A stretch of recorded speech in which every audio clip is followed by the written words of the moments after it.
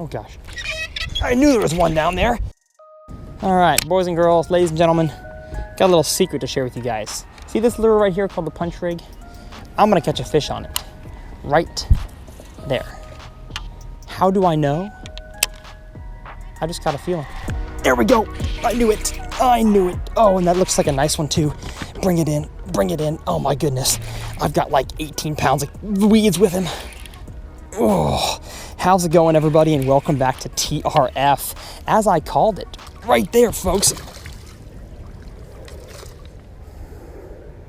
I don't even think he was hooked anymore. I think he just had grass on his mouth. Well, that was a juicy spot, but we still did get a fish where I called it. In today's episode, we're gonna talk about one of my favorite ways to catch bass no matter where I am in the country when that grass is matted up on top, and that is called punching. What is punching, why you should punch, and of course, how you can punch on your bodies of water to catch bass like that one, but hopefully get him in the boat. My name's Tyler, and let's talk about it.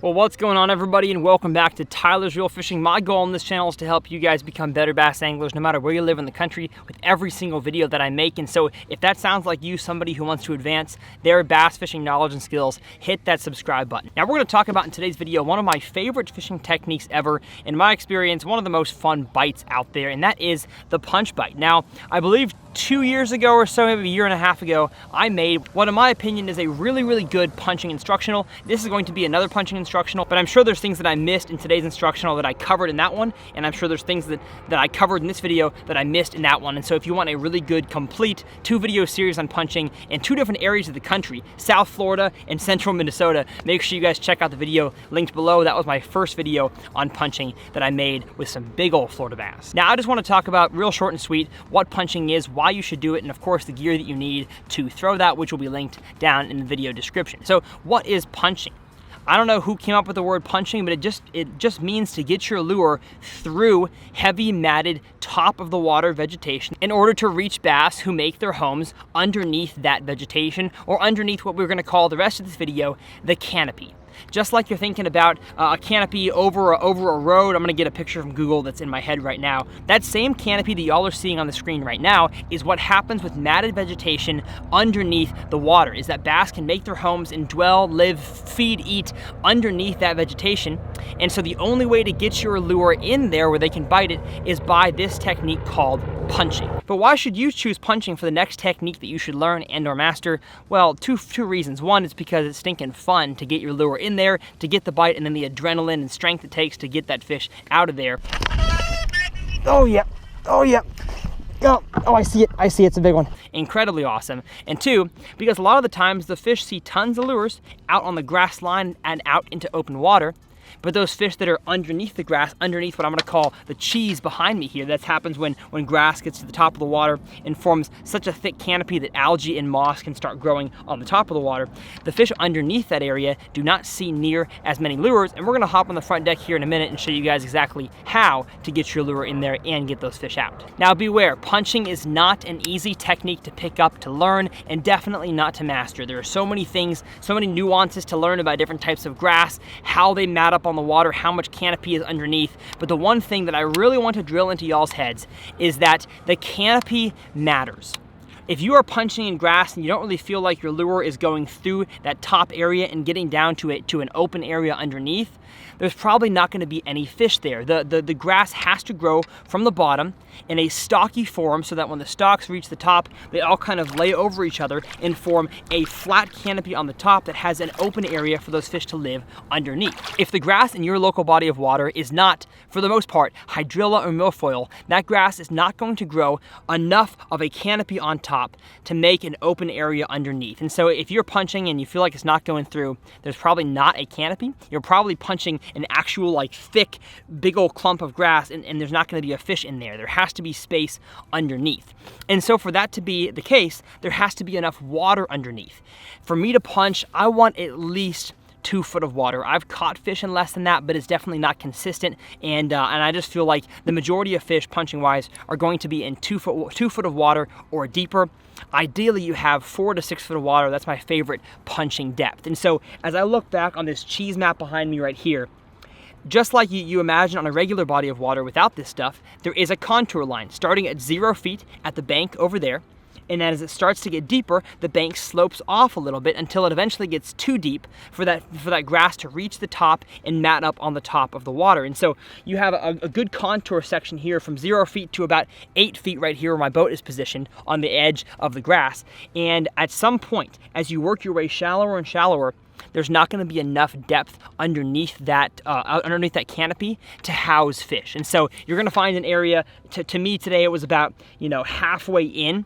We're making any flips longer into the vegetation than that is completely useless because there's not any fish living under there. There's just not enough water, and there's definitely not enough canopy. But the great thing about punching is that once you find those fish in a certain depth zone and a certain grass mixtures and certain types of clumps, make sure you're keeping your eyes open, you can replicate that all around your body of water to catch fish in the exact same places every single time. Punch fish are incredibly patternable. Like I said, as soon as you figure out what type of stuff they're sitting on and how deep they are sitting, you can completely ignore anything else around you, the shallower or the deeper, to just focus on exactly where those fish are on that day. Now, the gear you need for punching is definitely specialized. You need at least 50-pound braided line. I've got 65-pound CR Smackdown braid. You need a reel with a fast gear ratio or one with a lot of torque. I know Gerald Swindle has talked about heavy cover, that you don't want a fast gear ratio. You actually want a slower gear ratio with a bigger handle to really torque those fish out of there. Reels are made so good nowadays that I think the fast gear ratio reels are just as strong and have just as much torque as those older, slower gear ratios. So I have an 8:3-to-1 Lew's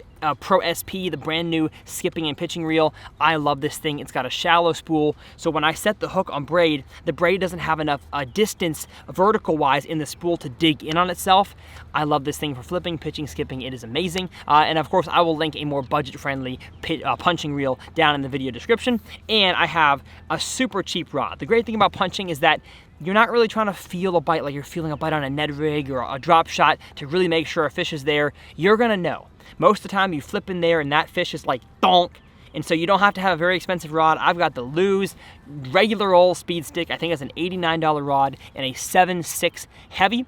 Anything heavy or extra heavy over 7.6 is going to be great. I love punching on an 8-foot rod sometimes, depending on how thick the cover is that I'm punching. But that's the gear you need. Of course, all this stuff will be linked in the video description. And the best punching bait, in my opinion, is going to be the Strike King Punch Bug. It's just the best profile that I found that holds a hook well, a good 4/0 flipping hook, and gets through that cover almost every single time underneath into that canopy. And when it comes to the weight on the punch rig, of course, you want it pegged to make sure that that thing is a one cohesive unit slipping down into that cover. And then depending on how thick the vegetation is, you want to use the lightest weight you need to get in there. That's my opinion. And so I have a 1 ounce tungsten weight right here. It's just enough to get that lure with a little bit of momentum, a little bit of a flip past that top canopy and down to where those fish live. So let's hop up on the front deck, show you guys exactly how I'm working this thing, and of course, show you plenty of awesome punching fish catches. So now that we're up here on the front deck, I want to show you guys exactly what the punching technique looks like. So it's just like you're flipping and pitching a dock or a grass line or reeds or lily pads. It's basically the exact same motion of flipping, but of course, like I said, it's all about efficiency. So most of the time, the hand that holds my bait casting reel is the one that I'm going to keep on the bait caster the majority of the time. I'm not usually switching hands to flip just because I want to make as many presentations as possible in that matted vegetation. I'm going to keep my hand that holds the reel on the reel. That way I flip it down there, kind of give it a few hops, as I'll talk about here in a second. I reel in, and then instead of switching hands and flipping, I just use the momentum of that lure coming back in to flip it back out there and let it punch in. So again, flip it out there, let it punch, reel in, momentum, out. It is all about using momentum to be an efficient angler, because the more presentations you can make in there, the better. Now, what do I mean by presentations? Well, you'll see me in the rest of this video catch quite a few fish, and it is a fast-paced thing. It's not casting it out there and slowly working it back to the boat. You are trying to hit as many different areas as possible, because oftentimes these fish will not come from a long ways away underneath that canopy to eat your lure. You've got to put it basically in front of their face in order for them to eat it. And so with bass's faces only aiming one way, and usually bass are pretty small faces, it's not going to be easy. You're going to have to present your lure in a very efficient way to get it in front of their face. So I'm going to flip it out there with just enough kind of height and momentum to get that lure with the weight to slide into that cover. If you're having trouble getting the lure to go through that matted vegetation, you're probably not using a heavy enough weight. I've got an ounce or an ounce and a quarter, whatever I have right now. Again, I flip it out there, and with braided line and not much wind, I can see my line, and I see when it hits the water, and then I watch that line kind of shoot, and then it stops. And that's how I know my bait has reached the bottom. I reel in my slack and keep my rod at kind of a, 1 to 2 o'clock position, hop it once, and then drop my rod tip so it sinks back to the bottom on a slack line, hop it again, and then I kind of give it like 1 or 2, 3 hops as I reel it up to the surface. And sometimes you will get some grass coming back with you. Occasionally you're gonna have to rip it off the lure, and sometimes your hook's gonna pop out, like this one did here, and now you have to put it back in the soft plastic. So really, it's a super simple technique. You just need the right gear and the right mindset for it. So in front of me here, I have a large expanse, and like I talked about in my sit down portion, there's definitely areas where those fish will congregate, and it kind of becomes patternable. So the fish might be here on the edge. They might be 20 feet in, they might be 60 feet in, but of course those are gonna be very hard flips to make. So the majority of the time, the longest flip I'm gonna make is gonna be 20 to 30 feet. Especially in vegetation like this, if your trolling motor is not constantly running, the fish don't really know you're there. And so there's no reason to be constantly pitching your punch bait 45 feet away. We'll talk about the disadvantages of that here in a second, but just practically, it doesn't make sense, because the fish that are 20 feet away are probably just as willing to bite. So I make short little flips like this. Now, of course, if your fishery is very, very clear water, the fish see a lot of lures, maybe you will have to make a longer presentation to them, but most of the time, I'm just making short little 15 to 30 foot flips out there. Again, letting it sink to the bottom, hopping it 2 or 3 times, and then kind of swimming it back up. Occasionally you'll have to grab the bottom of your rod and kind of like whip the tip up to get the punch bait to slide back out. Sometimes it kind of gets stuck in there. And again, a lot of this stuff, I don't expect you guys to get right away. It's a difficult technique, and it definitely takes some practice to get good at it. But as soon as you do, it is a whole lot of fun. So we're basically just looking for the best canopy. I've always got my eyes open. Sometimes those fish are gonna be around the natural holes where the grass hasn't grown to the top, and sometimes they're gonna be in the thickest possible part where you see a bunch of grasses all matted together. A fish is gonna be underneath that sometimes. And of course, like I said, it becomes patternable. So you'll catch one fish in one area, and then as you go down the grass line or the bank line, you can see exactly what areas look like that and then replicate it. Another reason why making super long flips is not going to be very helpful or efficient is because when you flip out there, your whole goal is to set the hook and get the fish up and out of his home, out of that cover, and then skim him across the surface over all this junk here, over all this grass and this cheese, to get him into the boat or onto the bank, wherever you are fishing from. And so if you were to imagine my hand here, my arm, is a grass flat like we have here, of matted vegetation. Your boat's right here, and you're trying to flip here. Your line is going to go up and over and then down, and you are basically like seesawing that line this way toward the boat, and the lure is going up and down right here. And so if you have that closer to the boat, it's a lot less of an angle into that grass, because if you're right here, that angle of your rod to the line is from here down there. But if you make a super long flip, your line is basically going at this angle here, and it's a lot harder to get that lure to fall underneath that canopy. So you want to flip a nice short one that way. I'm going to kind of exaggerate it by showing a really short flip, 10 feet, and when it sinks down to the bottom, I go to lift up. I mean, my line is not quite straight down, but pretty close to straight down, and so it is super easy for me to feel what's going on down there, and really easy for me to get that lure back out. But if I make a long flip out there, now my line is like twice as angled towards there, and I oftentimes have a hard time keeping that lure down there on the bottom, because when I pull it up, the line kind of catches because of the angle. It's not efficient. So I sometimes find myself, you know, looking too far ahead and seeing something really juicy, and you can catch a fish by flipping far away. Sometimes you'll have to, like I said, for certain conditions, but it's just not easy. I mean, especially when you set the hook and you have to bring a fish over all this stuff, it's a lot easier to lose fish. You open up more margin for error when you make really, really long flips. So short flips are the way to go for me, and you'll see in some of my fish catches here in a second. The hook set's pretty easy. You're gonna be able to feel. This is not a thing where you need a sensitive rod for. You just need a rod, a broomstick of a rod to winch these fish out of there. And so I'm not really feeling for a bite. Sometimes you'll kind of be confused if that's grass or a fish, and then the fish will let you know by yanking down on it, and you pretty much know. So I'm going to flip it in there, give it some hops, and if I feel a bite, the best thing that you can do with a long broomstick of a rod is reel down, check if he's there, and then give him the business. You don't have to really reel down and set the hook like you do on a jig or a Texas rig. And you don't even have to do it for those. I just love setting the hook hard sometimes. With a punch rig, if that fish has it in its mouth, there is zero reason to drop your rod tip and give that bait slack. Oftentimes that fish will drop it then and there. So again, you are always making a good presentation, hopping it, feel that bite, set the reel down just a tiny bit while keeping pressure on it, and set the hook. Because if you reel down and allow some slack, the fish could drop it. But if you do not set the hook, that fish could pick it right back up again. So you just have to train your mind about all these things. I understand I'm probably rambling a little bit here, but punching is just so much fun, and I'm done talking. We're gonna show you guys some fish catches. You just gotta keep your eyes open, look for the best canopy, and flip into that area. So I say we catch some fish.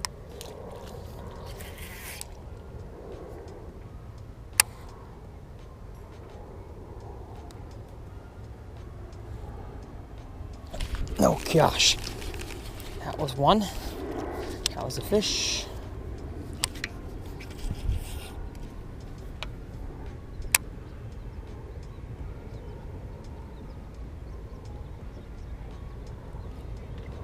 Oh gosh, I knew there was one down there. Oh, I had him the whole time. Come on, get out. Oh, I lose him. I lost him. Dang it. Oh no, I have him, I have him. He's just really small. Like, come on, get off the grass. I don't want to get my boat deck all grassy if it's a small fish. There we go. Little guy. I think he bit it as soon as it dropped down there. And I just thought he was grass. You are basically the size of grass. Actually, the grass that I caught weighs more than you.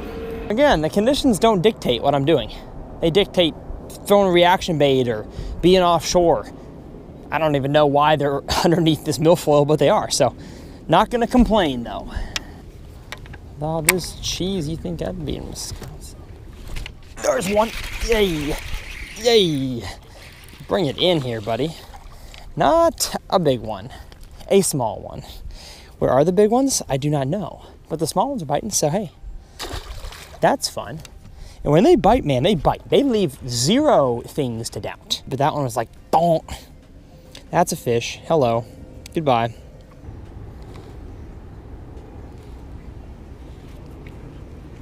Gosh, there's one. Oh, it ate it as I was lifting back. Come on, buddy. Get out of there. You're not even that big. He's just got 18,000 pounds of grass on him. He's not even that big. Weighs like a pound. Interesting, they're not eating on the bottom. They're eating it as it's lifting. Ugh. There we go. Well, you know what? Not a bad fish. Not a bad fish at all. I'll take that. That's a 2-pounder. That's a healthy fish. Thank you, friend. Once again, it came with the territory. Literally. Come on, more fish. Where are you at?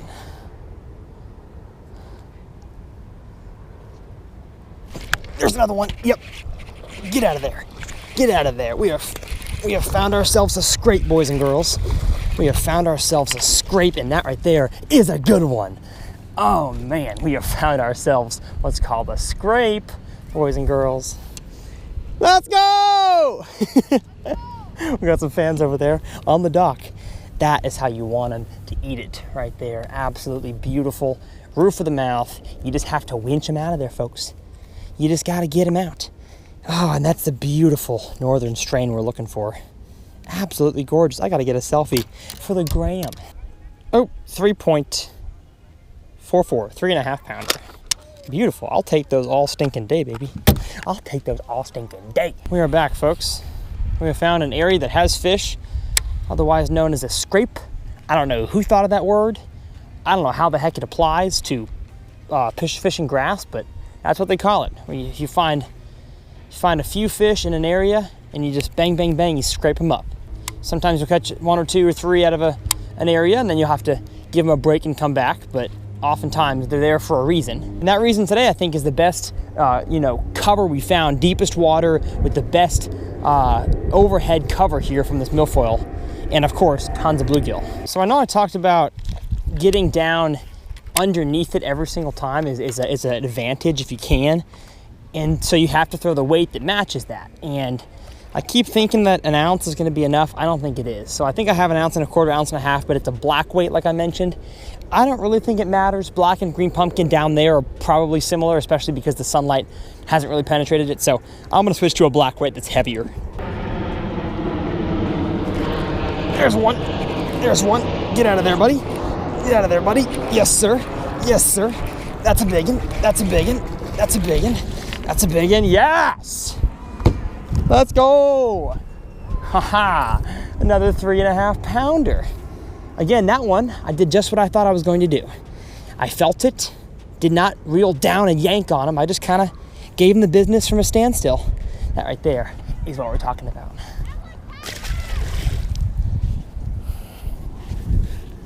I've got a fan club over there on the dock. Makes me feel like a professional angler with a crowd. So I have found the depth zone in which the canopy no longer exists, and it's right here. So if it's 100 feet from the bank, I can basically draw a line that way. So ideally, unless of course the contours are different, but I can tell that there's not really a whole lot of use, even though this looks very similar up here. Not a whole lot of use to fishing right there because I punch in and the lure doesn't really drop. Like maybe 6 inches of canopy up there, and the bottom gets real muddy right here. It's maybe 1.5 feet deep. So when you get this close to the bank, not really any use fishing. Where I was catching my fish was 4 to 6 feet out here. So it's best to stick in that depth zone where you were catching them and not just flip aimlessly. It may look like sometimes I'm flipping my lure totally aimlessly, kind of into the general matted area, but what I'm doing is really targeting certain areas that are thicker clumps or thinner clumps or holes or deeper areas, stuff that looks good. And right in this area here, it drops back down to 4 to 5 feet. Right here, it's 2 feet. So at that separation there is where you do not want to cross because you'll be wasting your time.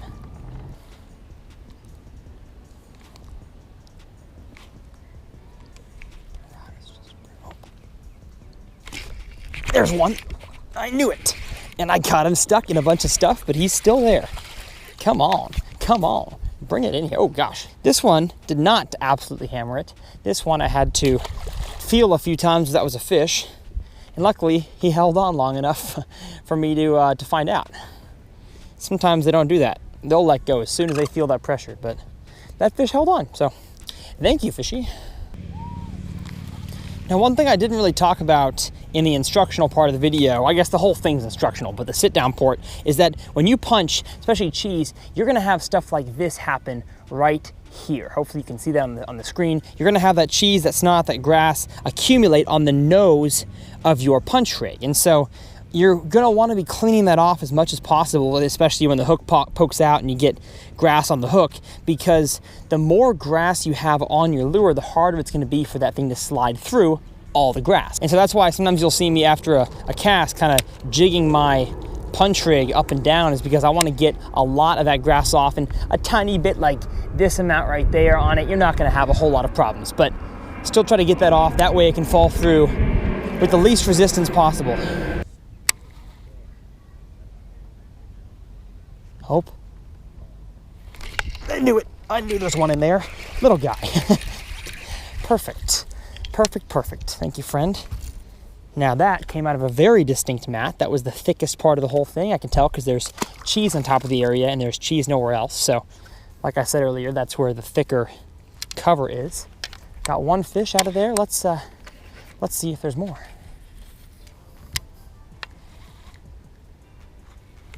There's one.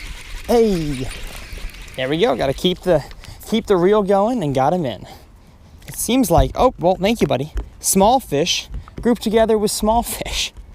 Like this whole stretch here, all I caught is 2 or 3 little dinks. You done flopping? Thank you. Dinker, dinker. But hey, that's 2 more fish that I can click to my clicker.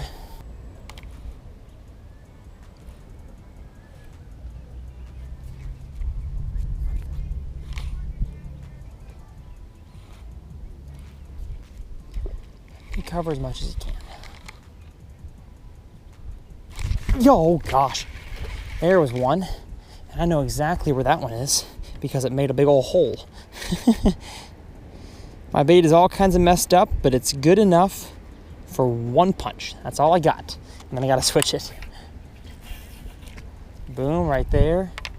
Falling down, 1 hop, 2 hops, come on. That fish couldn't have gone far. I didn't hook him.